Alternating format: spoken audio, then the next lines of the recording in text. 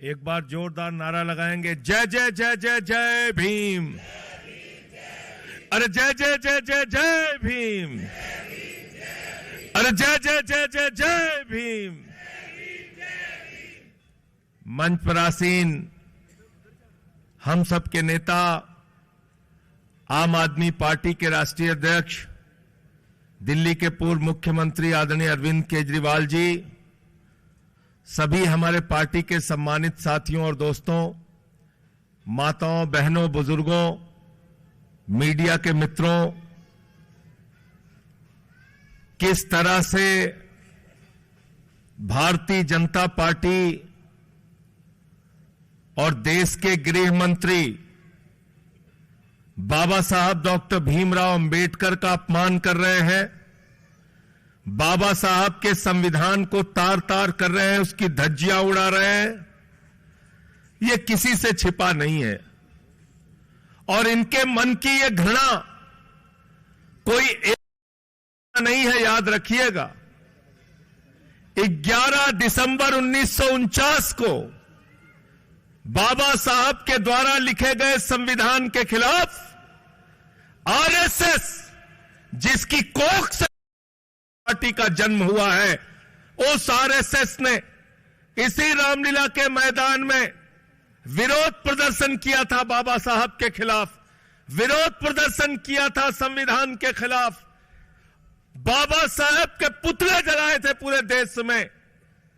ऐसी विचारधारा के लोग जो हमेशा से बाबा साहब से घृणा करते रहे, समाज के वंचित, शोषित, दलित, आदिवासियों से घृणा करते रहे, जिन्होंने हमेशा आरक्षण का विरोध किया, जिन्होंने हमेशा संविधान का विरोध किया, जिन्होंने हमेशा दलितों को दिए जाने वाले अधिकारों का विरोध किया, जो इस बात को बर्दाश्त नहीं कर पाए कि एक गरीब के घर में जन्मे बाबा साहब डॉक्टर भीमराव अंबेडकर जी ने देश का संविधान कैसे लिख दिया। आज उसी मानसिकता के गृह मंत्री अमित शाह ने बाबा साहब का अपमान सदन में किया है। जो बाबा साहब का अपमान कर रहे हैं, उनको इस बार दिल्ली से भगाने का काम आपको करना है।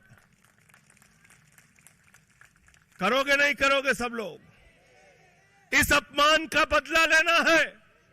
पूरे देश में विरोध प्रदर्शन हो रहा है, हर समाज के लोग सड़कों पे आए हैं। देश के गृह मंत्री का अहंकार सुनिए, कह रहे हैं आजकल फैशन हो गया है, कोई भी खड़ा होता है कहता है बाबा साहब, बाबा साहब, बाबा साहब। अरे इतना नाम भगवान का लेते तो 7 जन्म तक स्वर्ग हो जाता। मुझे पता नहीं 7 जन्म स्वर्ग होता नहीं होता, लेकिन इस देश के गरीबों की जिंदगी को स्वर्ग बनाने के लिए संविधान अगर किसी ने लिखा है तो बाबा साहब ने लिखा है। जिनको लोगों ने देखा है, जिनके संविधान को पढ़ा है। और मैं धन्यवाद देना चाहता हूं अरविंद केजरीवाल जी को। हिंदुस्तान की पहली सरकार अरविंद केजरीवाल जी की सरकार थी, जिन्होंने दिल्ली के अंदर फैसला लिया कि आप बच्चों को कोर्स तो पढ़ाते हो, पढ़ाओ, लेकिन उसके साथ साथ बाबा साहब का संविधान पढ़ाना पड़ेगा। और दिल्ली एकमात्र राज्य है जहां पर बाबा साहब के द्वारा लिखा गया भारत का संविधान पढ़ाया जाता है। आरएसएस के नेता गुरु गोलवलकर ने जब 26 नवंबर 1949 को संविधान पास हो गया, तो 30 नवंबर को पांचजन्य में लेख लिखा था कि यह संविधान भारतीयता को नहीं दिखाता, यह संविधान भारतीयों के खिलाफ है। तो उसी मानसिकता से अमित शाह निकले हैं, उसी मानसिकता से बीजेपी निकली है। तो तड़ी पार लोगों को आपको तड़ी पार करना है। तैयार हो सब लोग? तड़ी पार को तड़ी पार करना है, नहीं करना है?